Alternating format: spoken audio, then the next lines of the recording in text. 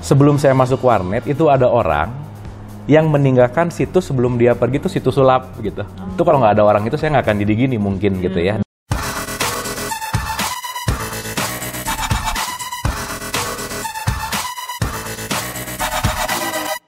Hai, kita ketemu lagi di Catatan Rani. Kali ini kita bertemu dengan Kang Abu Marlo. Kebetulan saya ada di Bandung. Beliau magician, juga entrepreneur, juga spiritualis. Ayo kita bincang-bincang dengan Kang Abu.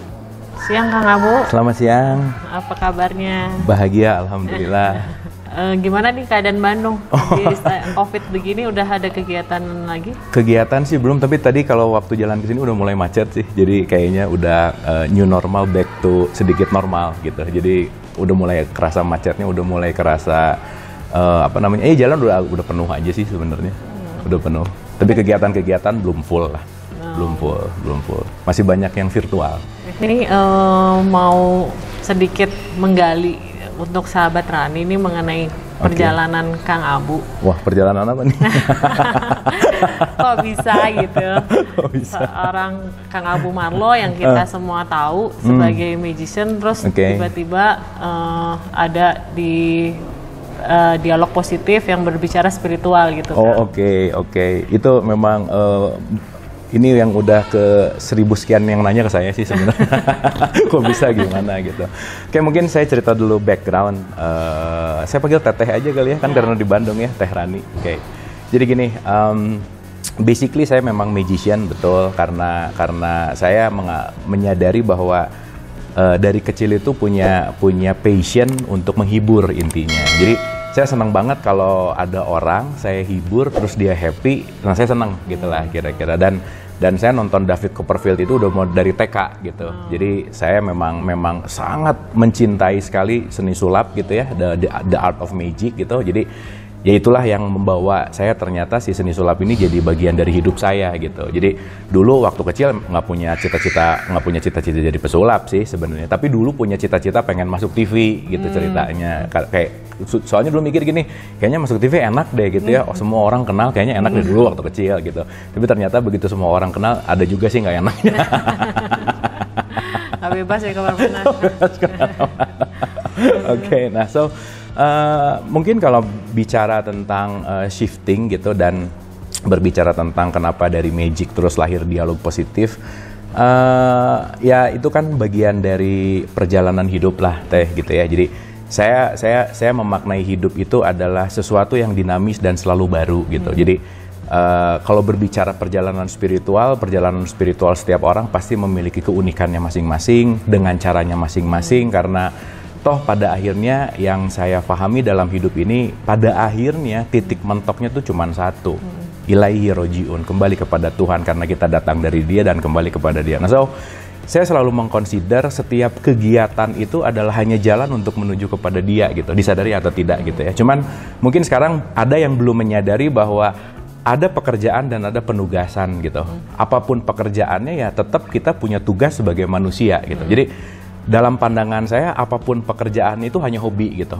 Tapi main kita datang ke sini adalah menjadi manusia gitu. Nah, yang bahaya adalah ketika pekerjaan yang dikedepankan tapi menjadi manusia yang dikebelakangkan. Nah, itu kenapa 70% manusia hari ini based on research dalam keadaan stres dan depresi gitu. Karena dia mencari sesuatu yang bukan jati dirinya. Dia mencari sesuatu yang bukan passionnya gitu. Karena godaan untuk menjadi orang lain itu lebih tinggi daripada untuk jujur menjadi diri sendiri gitu.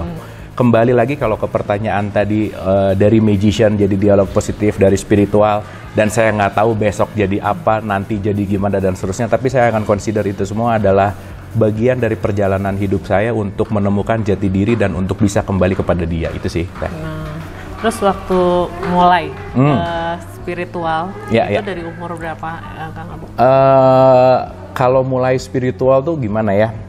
Spiritual tuh kan sangat sulit untuk didefinisikan sebetulnya. Cuman saya ada ketertarikan untuk memahami hal-hal yang aneh dalam tanda petik. Itu dimulai dari saya sejak dari SD mau SMP gitu. Jadi entah kenapa dari SD SMP tuh saya tuh senang sekali dengan hal-hal yang esensi gitu. Jadi kalau teman-teman dulu waktu bahas tentang agama, tentang sholat, yang saya pengen tahu tuh bukan masalah berapa rokaatnya, bukan masalah berapa waktunya, tapi yang saya pengen tahu tuh apa sih esensi di belakangnya gitu. Makanya guru-guru saya gitu ya, dari mulai TK, SD, SMP, kalau saya udah mulai nanya mereka males biasanya, karena nanyanya nggak selesai-selesai gitu. Saya selalu nanya ke titik yang mentok, di mana ya saya pengen tahu dari segi esensinya gitulah kira-kira. Nah, perjalanan ini saya mulai dari waktu SMP sih sebenarnya. Jadi waktu SMP saya mengikuti satu olah nafas, karena waktu itu ya intinya belajar tenaga dalam gitu. Intinya saya belajar self defense sih sebetulnya. Tapi yang menarik di self defense ini saya belajar tentang ilmu prana lah intinya. Nah, itu pengenalan pertama saya ke dunia dalam tanda petik spiritual. Itu pengalaman pertama saya ke dunia yang benar-benar beyond dari physic things gitu. Jadi kan kalau kita bicara spiritual itu secara esensi adalah, spirit itu kan kejiwaan, sesuatu yang non fisik gitu, dan berkaitan sama energi. Dan banyak komunikasi yang terjalin dari keasikan, keotentikan pengalaman, karena ya disitulah kita bisa mengambil pelajaran yang bukan konsep gitu, bukan teori gitu. Karena begitu kita dapat pelajaran yang cuman sekedar tahu katanya pokoknya, itu kita tidak bisa merasakan dari pelajaran itu gitu. Nah, yang saya dapat dari perjalanan ini, dari perjalanan quotes and quotes spiritual ini adalah, saya bukan ditontonin gula, tapi saya bisa merasakan manisnya gitu. Jadi saya bisa cerita manis karena saya udah mengalami gitu. Dan yang menarik ketika berbicara, ya justru banyak orang yang cuman tahu teorinya tapi belum mengalami gitulah kira-kira. Entah kenapa saya sangat nyaman dengan komunitas itu. Saya banyak belajar, saya banyak berlatih, saya banyak mendapatkan sesuatu yang mungkin ya pada saat itu memang belum pantas atau belum cukup umur gitu. Jadi mungkin saya lebih loncat dari yang seharusnya saya SMP hanya sebatas main robot gitu misalkan, atau main dingdong gitu, atau main apa. Tapi entah kenapa, ingat banget waktu itu saya naik dari SD ke SMP, satu SMP ke 2 SMP tuh udah senang menyendiri ke hutan gitu, karena si komunitas ini memang mengajak ke situ, dan saya lebih bisa sangat nyaman ketika dalam kesendirian, di dalam alam, di dalam perjalanan menuju alam. Itu ada momen yang saya sangat rindukan gitu. Tapi waktu itu belum tahu apa gitu, belum kok kenapa dan seterusnya belum tahu. Tapi karena sayanya sangat suka, jadi ya kita ngikutin aja gitu. Jadi ya itu perjalanannya dimulai dari situ, yang akhirnya beberapa tahun belakangan ini baru ngerti gitu. Oh ternyata dulu tuh kenapa begini, kenapa begitu, kenapa begini, kenapa begitu. Yang akhirnya banyak ketemu sama beberapa guru gitu ya, banyak ketemu sama beberapa orang yang membawa untuk masuk ke dalam kesadaran spiritual yang lebih dalam, yang akhirnya ini jadi satu rangkaian cerita yang jadi waktu SMP itu ternyata memang sudah digariskan untuk menyadari hal ini early gitu, lebih awal gitu, lebih dini. Nah, kalau tadi pertanyaannya sejak kapan, ya dari mulai SD SMP tuh udah mulai seeker lah gitu ya, udah mulai mencari, karena saya sadari bahwa saya kritis sekali tentang si penciptaan lah gitu ya. Saya kritis sekali tentang ketuhanan, saya kritis sekali tentang religion things gitu. Ya itulah kenapa si perjalanan itu membawa saya sampai ya detik ini, dan saya selalu consider bahwa saya ini hanyalah student the school of life gitu. Saya hanyalah siswa dari sekolah kehidupan ini, di mana kita sama-sama tahu dan kita sama-sama menyadari bahwa hidup adalah belajar gitu. Jadi hal ini yang membawa saya untuk semangat tetap terus belajar. Karena begitu kita tidak punya semangat untuk belajar, kita tidak pernah membaru. Dan kalau kita tidak pernah membaru, ya kita akan di old self, kita akan di diri yang lama, dan ya itu tadi, sulit mengalir dengan kehidupan gitu. Kehidupan kan sangat mengalir gitu ya, makanya disebut sebagai sungai gitu, sungai yang mengalir. Kalau kitanya nggak bisa mengalir dengan itu, ya itu tadi, kecemasan pasti berlebih, kekhawatiran pasti berlebih, stres, depresi gitu ya. Nah itu kan salah satu, ya saya berani cerita karena saya mengalami gitu ya. Saya berani cerita karena saya mengalami fase-fase di mana stres gitu, tingkat tinggi dan seterusnya, dan banyak pelajaran yang sangat esensial, bukan dari bangku sekolah gitu, tapi sekolah kehidupan ini adalah sekolah yang never ending learning gitu, long life education gitu, yang luar biasa sekali dan paling otentik gitu. Nah, maka belajar kepada alam, belajar kepada kehidupan, itu meaning dari pembelajaran hidup sih sebenarnya. Itu sih, Teh. Tapi saat itu tuh Kang Abu didukung sama orang tua atau waktu itu belajar itu sendiri gitu? Kebetulan saya punya hobi yang sama ayah saya. Nah, ayah saya tuh hobi juga untuk belajar sesuatu yang baru gitu. Dan saya diajak sama ayah saya sih waktu itu. Jadi emang awalnya nemenin lah gitu, tapi sayanya jadi suka gitu. Ya saya bersyukur kedua orang tua saya tuh moderat lah gitu ya. Jadi mereka sangat menerima keunikan anak-anaknya gitu intinya. So kalau tadi pertanyaannya didukung ya sangat didukung sih gitu dan maksudnya luar biasanya adalah ketika saya menemukan hal yang baru saya bisa bebas berekspresi dan bisa bercerita sama ibu saya terutama dan ayah saya juga pastinya gitu. Jadi kalau pertanyaannya lagi tadi balik bahwa didukung ya sangat didukung banget sih sebenarnya.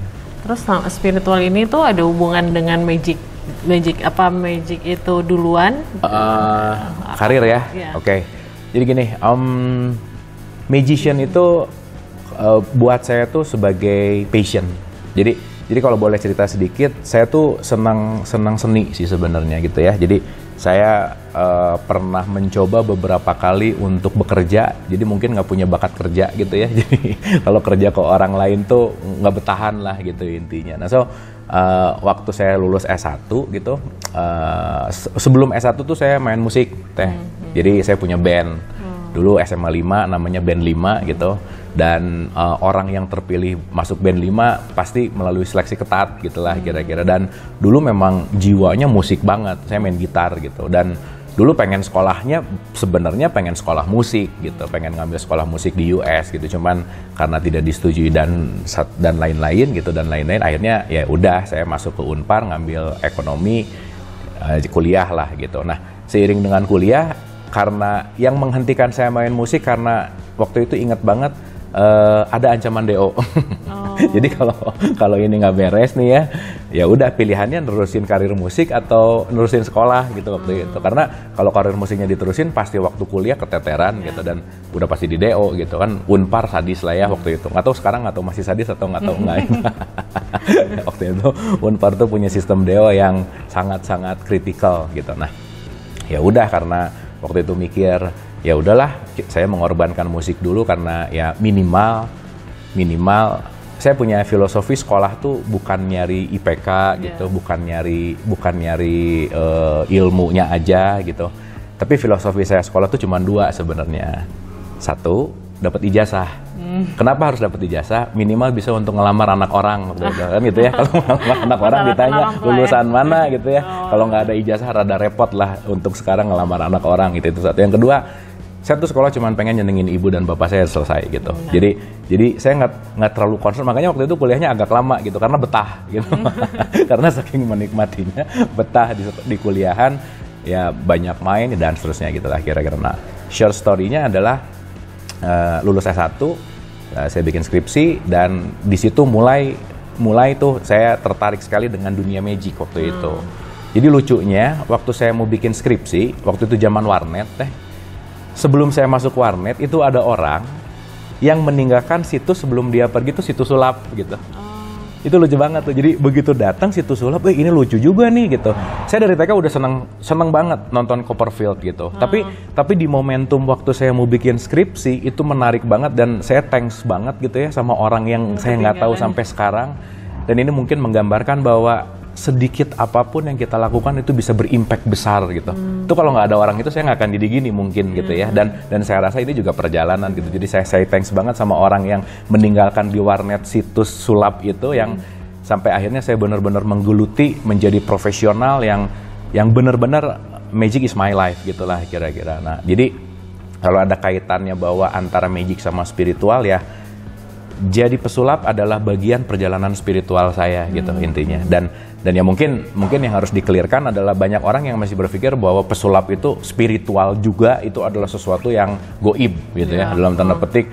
Karena gini saya banyak banget kalau main di daerah terutama gitu ya, wah ini pesulapnya pasti pakai jin gitu. Ya saya nggak ragu-ragu ngomong iya, emang saya pakai celana jeans juga sih sebenarnya. Cuman yang menarik sisi mistisnya masyarakat kita itu kan tinggi gitu ya. Maka kalau dia ngelihat aneh sedikit pasti mikirnya juga udah mulai klinik dalam tanda petik. Padahal magic itu adalah sesuatu yang kita belum paham. That's magic. Kalau udah paham jadi logic. So dari magic become logic gitu. Nah Pesulap itu membuat suatu seni yang membuat orang yang menontonnya itu seakan-akan dari yang tidak mungkin menjadi mungkin gitu, dan itu challenging banget buat saya. Kenapa juga yang alasan kedua, waktu itu pemain band udah banyak banget.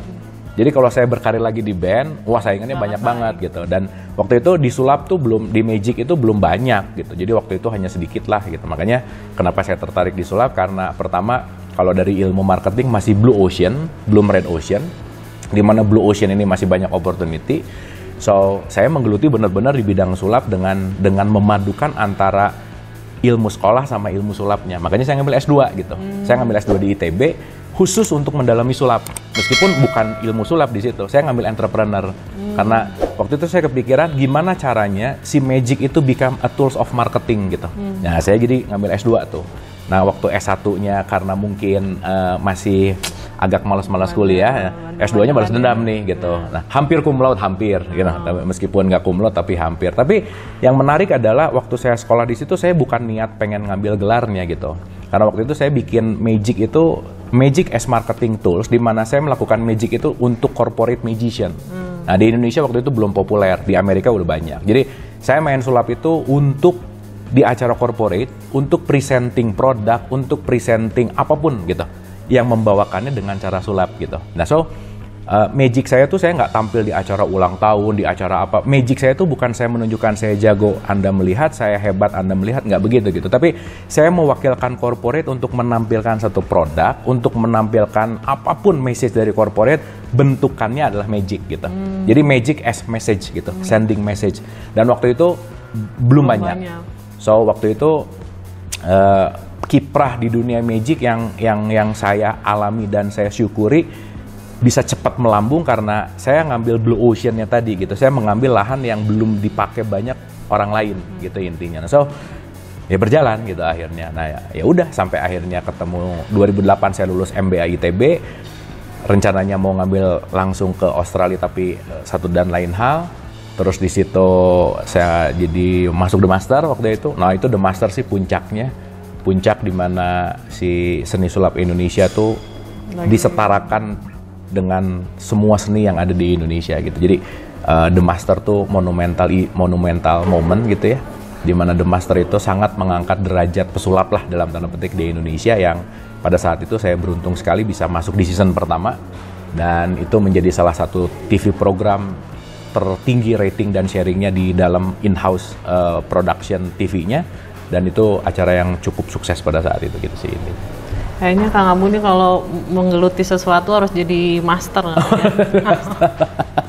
Harus kayaknya iya harus itu ya. Dulu saya main sepeda juara. Saya main ini juara. Jadi memang nggak tahu ya, saya punya adiksi belajar kali ya. Saya punya adiksi ini sih darah mudanya dulu. Saya tuh punya adiksi bahwa kalau saya menggeluti sesuatu saya nggak pengen ada yang ngalahin gitu. Gitulah intinya dalam tanda petik gitu ya. Tapi ya itu dulu lah, sekarang enggak. sekarang mindsetnya udah bukan menang kalah gitu ya. Sekarang mindsetnya adalah less competition, more collaboration gitu. Karena ya hidup itu bukan masalah menang atau kalah, hidup itu bukan masalah hitam atau putih, tapi bagaimana kita bisa blending untuk menjadi satu kebermanfaatan, dan ya pentingnya adalah bagaimana kita bisa terus berkolaborasi. Itu sih. Terus mohon maaf nih, kan waktu lagi booming-boomingnya kan, Kang Abu kenapa bisa saat itu mau mengisi suatu pengajian di suatu stasiun TV sehingga heboh gitu ya. Apa karena pengen menjadi sesuatu juga?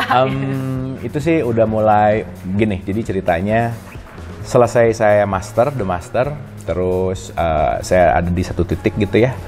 Di satu titik di mana masuk TV udah, punya ini udah, punya itu udah. Jadi itu yang jadi mimpi anak muda semua tuh, ya saya bersyukur gitu. Saya sudah bisa mendapatkan dan mengalami gitu. Tapi ada hal yang aneh Teh. Jadi once justru malah mendapatkan, sayanya jadi kosong gitu. Sayanya jadi nggak happy gitu. Sayanya jadi hampa banget gitu. Dengan semua ini ternyata, jadi banyak orang yang berpikir gini, kayaknya kalau kita udah punya ini semua, kayaknya happy deh gitu. Dan itu saya pengen sharing aja bahwa bahagia itu bukan apa yang kita akan dapatkan, tapi bahagia itu sudah kita dapatkan Jadi jangan nunggu mendapatkan baru bahagia, tapi bahagia dulu. Pasti apa yang kita pengen kita dapetin gitu. Itu sih pelajaran yang sangat menarik dalam turning point gitu ya. Jadi lucu gitu. Masuk TV udah ya sorry gitu ya. Dulu orang kenal banget gitu, terkenal udah gitu. Punya mobil udah, punya rumah udah, bla bla bla bla bla bla. Tapi ada yang apa ya? Di dalam tuh ada yang kosong gitu. Dan kekosongan itu membuat banyak sekali jadi nggak happy aja gitu. Nggak happy, nggak tenang. Kok jadi hidup ngerasa jadi terkekang sama schedule, terkekang sama jadwal manggung, terkekang sama jadwal syuting, terkekang sama dance seterusnya. Nah, di situ ada minggu perenungan lah. Jadi saya di titik puncak kecapean kali ya, di titik puncak kelelahan karir itu gitu. Terus saya cerita ke istri bahwa saya nggak bahagia gitu, I'm not happy gitu. Nah, di situ mulai berkontemplasi gitu. Ada apa sih gitu? Ternyata yang selama ini dianggap kalau udah dapat jadi selesai, justru bukan itu gitu. Justru bukan itu gitu. Makanya kalau pernah dengar ada toxic sukses gitu, di puncak orang yang paling sukses, banyak orang yang justru malah bunuh diri gitu. Yeah. Makanya Jim Carrey selalu mengatakan, saya pengen banget semua orang itu kaya dan terkenal, dan kamu tidak akan mendapatkan jawaban hidup di situ gitu. Jadi Jim Carrey itu keren banget gitu mengatakan hal itu, dan saya mengalami itu gitu. Nah, so di perjalanan itu ada pencarian 2.0 lah gitu. Jadi kalau dari SD, SMP, SMA itu pencarian 1.0 gitu. Nah, dari titik itu naik ke 2.0-nya gitu. Nah, so di 2.0 itu pas kebetulan saya dapat satu jurnal dari Washington University, Hossein Askari, profesor. Dia meneliti tentang Islamicity Index, negara Islami sedunia. Nah, pas lagi galau, nemuin satu jurnal, jadi keidean tuh. Jadi keidean untuk menyelesaikan S3 ceritanya. Wah, ini tanggung nih, ini kayaknya kalau dibikin research oke. Jadi yang menarik adalah Profesor Hossein Askari membuat penelitian tentang negara paling Islami yang saya begitu buka jurnalnya udah berpikir bahwa Indonesia nomor 1 pasti Islami gitu. Karena masyarakat Islamnya paling banyak. Arab apalagi gitu misalkan. Tapi yang menarik adalah di penelitian itu Indonesia dari 208 ranking 140, Arab rankingnya 91. Yang nomor 1 negara paling Islami New Zealand. Nah, di situ tuh kayak ada sesuatu yang manggil. Jadi kayak ada yang menugaskan di dalam bahwa this is the way gitu. Ini kayaknya next step kamu setelah kamu masuk ke jalur yang kemarin kamu udah lakukan gitu. Dan bukan saya meninggalkan dunia sulap, enggak. Sulap tuh buat saya tuh hidup lah gitu ya. Darah saya itu ya magic gitu intinya. Tapi di situ ada panggilan bahwa harus membuat sesuatu yang more bigger gitu. Bigger di sini dalam artian kebermanfaatannya, kesadarannya yang waktu itu saya belum ngerti lah. Tapi di dalam tuh selalu mengatakan bahwa this is the way gitu. Ini kayaknya for next step kamu tuh di sini gitu. Nah, ya udah 2010 2011 saya ambil jurnal penelitian itu, terus saya melakukan research lah gitu. Jadi saya datang lebih ke 30-40 pesantren. Sampai hari ini sih udah nggak kehitung ya, banyak banget. Dari ujung Sumatera sampai ujung Sulawesi, apalagi Sulawesi Selatan gitu ya. Sulawesi Selatan tuh paling spesial banget karena waktu itu didukung sekali sama government-nya gitu untuk saya meneliti ini. Jadi Sulawesi Selatan teh, saya dari ujung Toraja sampai ujung Selayar udah pernah saya datengin untuk research ini gitu. Dan saya hanya bertanya tentang kesadaran agama dan spiritual tentang Islam gitu. Dan ya mau cerita itu panjang lah ya, ceritanya shortnya aja adalah ternyata orang yang KTP-nya Islam belum tentu mau nyadari tentang konsep apa itu Islami gitu. Antara ritual dan spiritual punya gap yang sangat tebal sekali gitu. Jadi orang berritual belum tentu memahami konsep spiritualnya gitu. Nah, yang saya dapat dari research ini adalah karena saya mengaitkan dengan kitab suci. Jadi menariknya adalah banyak dari masyarakat Indonesia yang pandai membunyikan huruf Quran, tapi begitu ditanya jawabannya wallahu alam bisawab, dia nggak ngerti gitu. Karena saya pernah nanya lebih dari 600 orang tentang sholat mereka gitu. Yang unik adalah mereka tahu semua harus baca iftitah, mereka tahu semua harus baca Al-Fatihah. Tapi begitu masuk ke dalam konsep memaknai, nah itu bingung gitu. Jadi kalau kita mau mengatakan bahwa tidak buta huruf itu bagus, tapi kalau saya buta makna, maka buta huruf tadi tidak akan membawa saya kepada hal yang esensi gitu. Semua orang tahu kalau lampu merah adalah harus berhenti. Tapi begitu lampu merah saya tetap maju, dia tidak buta warna, tapi dia buta makna gitu. Artinya dia nggak paham, dia nggak peka melihat tanda, dia nggak tahu bahwa sign, tanda, simbol itu untuk membawa kita menuju kepada sesuatu gitulah kira-kira. Nah, so research lah gitu. Nah, 2013-2014 saya merasa bahwa hasil research ini tuh perlu disampaikan gitu. Berislam dengan kesadaran. Ada transformasi kesadaran bahwa Islam tuh bukan hanya beragama gitu. Tapi bagaimana Islam itu menjadi fundamental kesadaran seseorang. Karena Islam itu bukan kata benda, Islam itu kata sifat gitu. Jadi Islam tuh bukan yang saya pakai kopiah, saya pakai baju koko, that's it Islam. Bukan itu poinnya. Tampilan Islam, yes. Tapi apakah sifatnya udah Islam? Belum tentu gitu. Karena Islam secara esensi, makanya kenapa selalu bersalam. Salam itu kan mencapai atau menuju kepada kedamaian gitu. Nah, yang menarik kalau bajunya Islam tapi di mana ada dia bikin ribut kan bukan Islam gitu poinnya. Karena Islam di sini kan secara esensi aja kalau kita mau mengacu ke dalam Al-Qur'an, wa ma arsalnaka ila rahmatan lil alamin, merahmati. Poinnya adalah cinta kasih, poinnya adalah kasih sayang gitu. Nah, how come Islam tidak menjadi sifat tapi hanya dibalut dengan kemasan Islam? Sehingga kemasannya yang besar tapi isinya nggak ada gitu. Jadi saya teringat dengan hadis Rasulullah yang mengatakan bahwa umatku nanti akan banyak tapi akan seperti buih gitu. Dan itu terjadi gitu. Nah, short story, bikin buku lah, namanya Hukum Langit. Bikin buku Hukum Langit untuk membuat satu pemikiran yang kita tuh perlu beragama dengan kesadaran, gitulah kira-kira. Beragama tuh jangan dengan dogma gitu. Beragama tuh jangan karena pokoknya katanya. Kenapa harus ini? Karena begini. Kenapa begini? Kalau nggak gini nanti dipenuhi dengan ketakutan, fearness, dogmatis yang begitu ditanya esensinya nggak paham. Gitu. Ya udah, akhirnya ditawarin lah waktu itu masuk program TV. Dan karena mungkin ini terlihat seperti kontroversi, jadi ya akhirnya jadi ada sesuatu gitulah kira-kira. Jadi ya mungkin karena belum terbiasa gitu ya, karena belum terbiasa untuk di ranah kesadaran, jadi mungkin pada saat itu memang terlalu cepat untuk ditayangkan, terlalu cepat untuk dipublikasikan, mungkin pada saat itu memang belum siap. Nah, ya balik lagi ya, semua akan indah pada waktunya gitu. Dan saya menganggap itu sebagai pelajaran penting dalam hidup gitu. Jadi saya nggak pernah menyesal ini dalam artian saya mengambil pelajaran gitu. Dalam artian saya berterima kasih dengan adanya kejadian itu karena membuat saya jadi belajar lebih wise lagi, membuat saya lebih belajar lebih luas lagi, membuat saya lebih belajar bisa lebih menerima hal yang berbeda lagi gitulah kira-kira.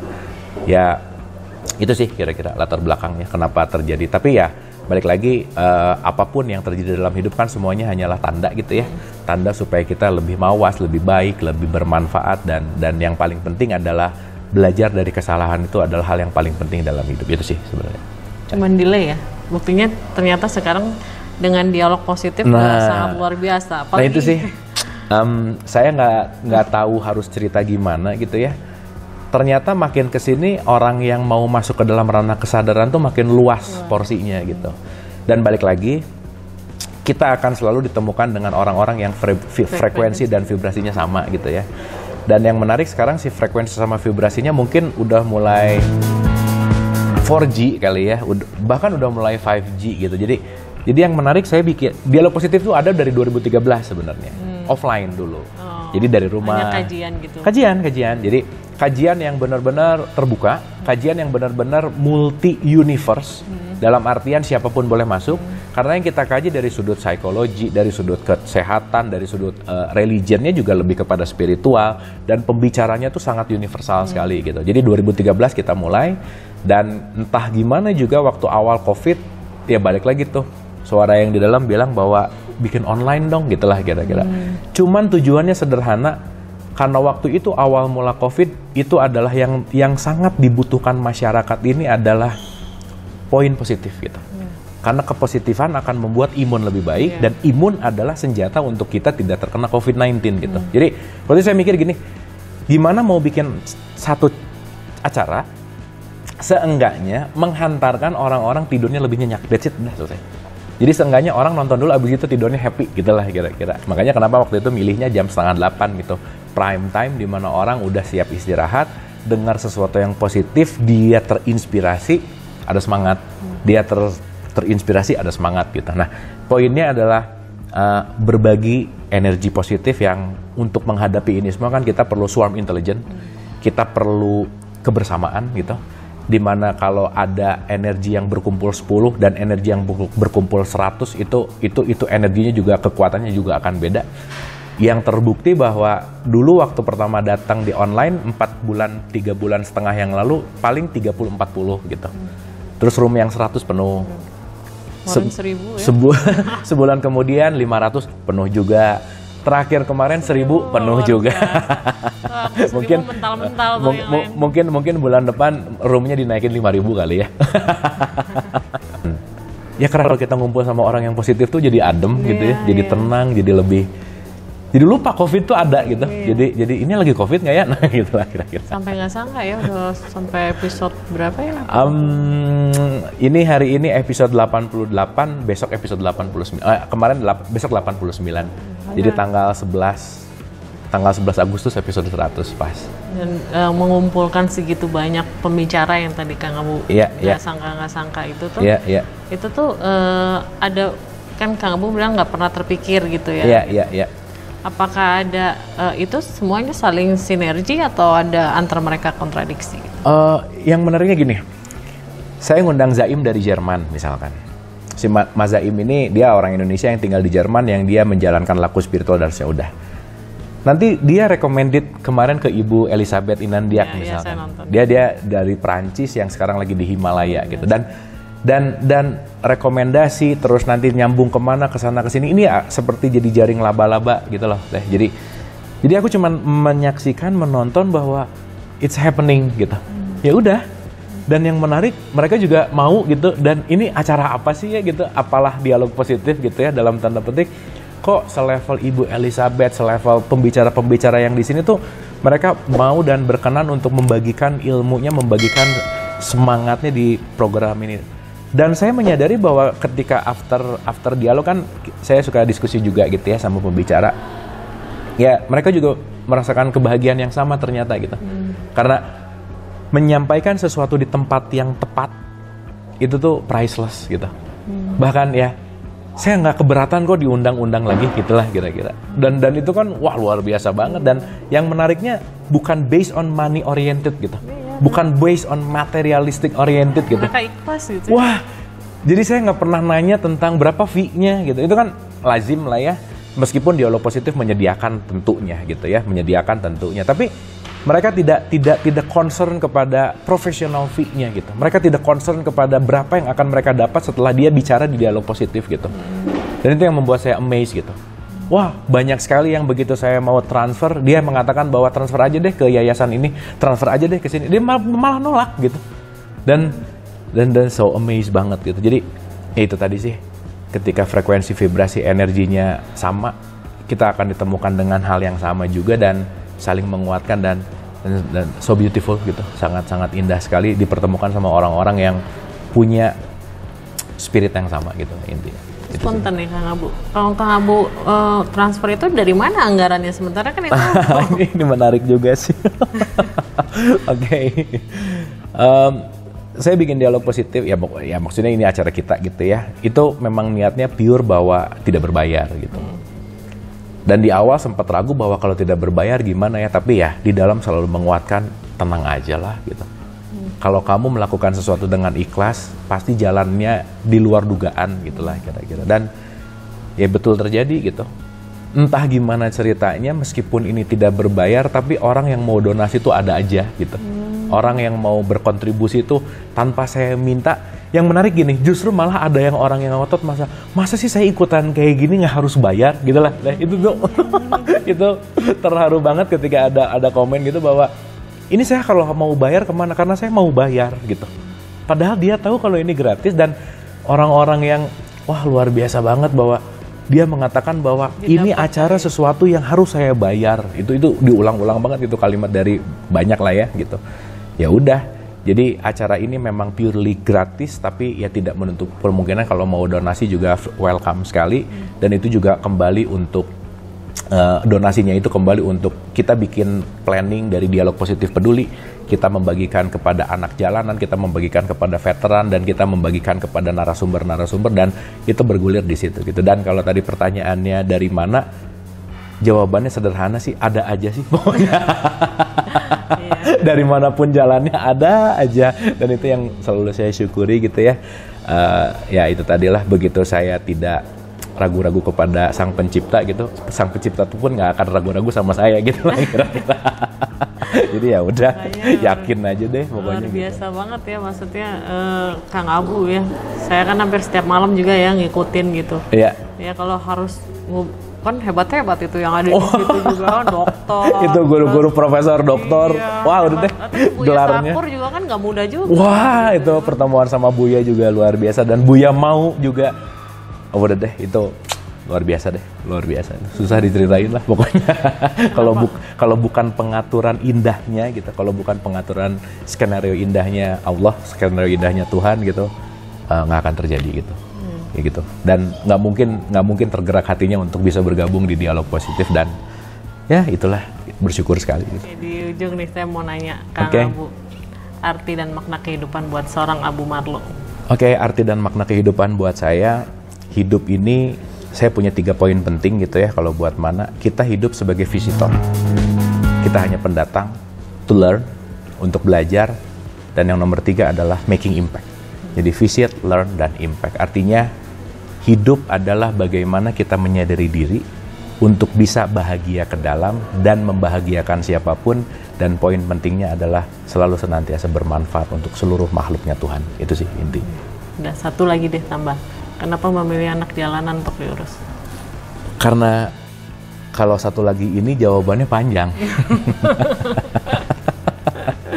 Short story-nya, saya menikah lebih dari 15 tahun belum punya anak. Oke, jadi saya mencurahkan sayang saya ke anak dengan membina anak jalanan, gitulah kira-kira. Nah, saya care banget sama anak jalanan, karena buat saya meskipun belum punya anak secara biologis, tapi anak jalanan dimanapun di kota Bandung ini, ya mungkin di mana-mana gitu, saya merasa punya kedekatan sama mereka sebagai ayahnya gitulah kira-kira. Nah, saya pengen sekali gitu anak-anak jalanan ini punya pendidikan yang layak gitu ya, punya penghidupan yang lebih baik lagi, karena banyak sekali cerita dari anak jalanan. Nah, kenapa saya memilih anak jalanan? Karena entah kenapa saya merasa bahwa siapapun anak jalanan adalah bagian dari saya gitu, dan ya mungkin itu salah satu jalan bahwa ya itu juga kan titipan amanah yang mudah-mudahan saya bisa membuat anak jalanan yang sekarang dibina maupun nanti yang akan dibina membuat martabat hidupnya jadi lebih baik, itu sih. Oke. Makasih banyak loh. Hatur nuhun. Makasih banyak. Hatur nuhun. Biasa waktunya yang lagi sibuk diganggu. Ya sahabat Rani, luar biasa ya, ada anak muda, saya sampai malu nih sama Kang Abu Marlo. Spiritualnya, filosofi hidupnya, baik itu juga cintanya kepada alam, juga semesta, anak jalanan, itu sungguh sangat luar biasa, menginspirasi buat kita semua. Bagaimana kita memanusiakan manusia, bagaimana kita menjadi manusia yang baik untuk alam. Obrolan ini untuk mengedukasi, juga untuk memotivasi, tidak untuk menggurui. Silakan sahabat di rumah menilai sendiri akan arti obrolan sore kita ini dengan Kang Abu Marlo. Baik, terima kasih.